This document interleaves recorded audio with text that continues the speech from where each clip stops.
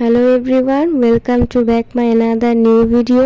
আজকে আমি আপনাদের সাথে এই কামিজের গলার ডিজাইনটি শেয়ার করব, তো স্কিপ না করে ভিডিওটি দেখতে থাকুন। প্রথমে আমি জামাটি কেটে নিয়েছিলাম, এরপর আমি পেস্টিং কেটে নিয়েছি গলার মাপে। কিন্তু দুঃখের সঙ্গে জানাতে হচ্ছে যে পেস্টিং কাটার ভিডিওটি আমি রেকর্ড করতে পারিনি, এটি আমি অন্য কোনো ভিডিওতে আপনাদের সঙ্গে শেয়ার করব। পেস্টিংটিকে আমি জামার কাপড় দিয়ে সেলাই করে নিচ্ছি। এখানে আমি পেস্টিংটিকে জামার সাথে আলপিন দিয়ে ফিক্সড করে পরে সেলাই করে নিচ্ছি। এক্সট্রা কাপড়টি সাবধানে কাটতে হবে, কাটার সময় 1/2 ইঞ্চি পরিমাণ জায়গা রেখে কাটতে হবে। যদি কাপড়টি 1/2 ইঞ্চি থেকে কম কাটি তাহলে পরবর্তীতে সেলাই করতে অসুবিধা হবে। পেস্টিংটি সেলাই করা হয়ে গিয়েছে, এখন আমি জামার ফ্রন্ট পার্ট এবং লেস নিয়েছি। জামার সামনের অংশটির সেন্টার নির্বাচন করার জন্য আমি কেটে নিচ্ছি। এখন জামা এবং গলার দুটোরই উল্টো পিঠ উপরের দিকে রাখবো। এরপর গলাটি জামার সাথে পিন দিয়ে ফিক্সড করে নিব। ফিক্সড করার পর পেস্টিং থেকে 1/2 ইঞ্চি জায়গা ফাঁকা রেখে সেলাই করে নিচ্ছি। সেলাইয়ের পর থেকে 1/2 ইঞ্চি জায়গা ফাঁকা রেখে বাড়তি কাপড়টুকু কেটে ফেলবো।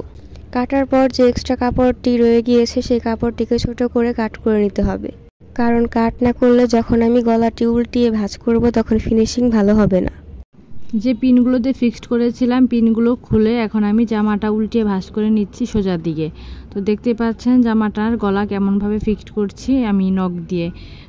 গলাটি হাত দিয়ে বসানোর পর আমি একটা চাপ সেলাই দিয়ে নিয়েছিলাম, সেটা আপনাদের দেখাতে ভুলে গিয়েছি। এরপর আমি লেসটা সেট করে নিব। তো লেসটা দেখতে পাচ্ছেন আমি কোন দিক দিয়ে সেট করছি। এখানে আসলে বুঝিয়ে এতটা বলা সম্ভব নয়, আপনারা ভিডিওটা দেখে হয়তো বুঝতে পারবেন।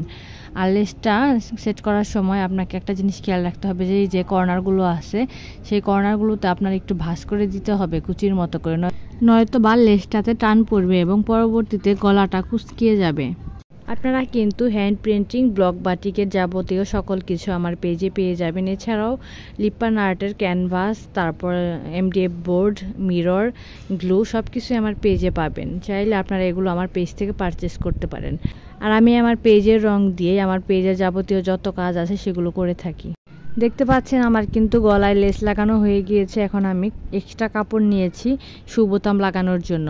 তো সুবোতাম লাগানোর জন্য আপনাকে এখানে কাপড়টিতে সুবোতাম ঢুকিয়ে তারপর সুই সুতা দিয়ে এটাকে সেলাই করে নিতে হবে এবং এরপর এটাকে কেটে তারপর জামার সাথে ফিক্সড করতে হবে। তো সুবোতাম লাগানোটা খুবই ইজি এবং এই বোতামগুলো অনেক কম দামে আপনারা যে কোনো সুই সুতার স্টেশনারি দোকানে পেয়ে যাবেন। তো আমার দেখানো গলার ডিজাইনটা আপনাদের কেমন লেগেছে অবশ্যই কমেন্ট করে জানাবেন, আমি আপনাদের কমেন্টের আশায় থাকবো। আজকে এ পর্যন্তই, দেখা হবে অন্য কোনো ভিডিওতে অন্য কোনো বিষয় নিয়ে। এর আগ পর্যন্ত সকলেই ভালো থাকুন, সুস্থ থাকুন, টাটা।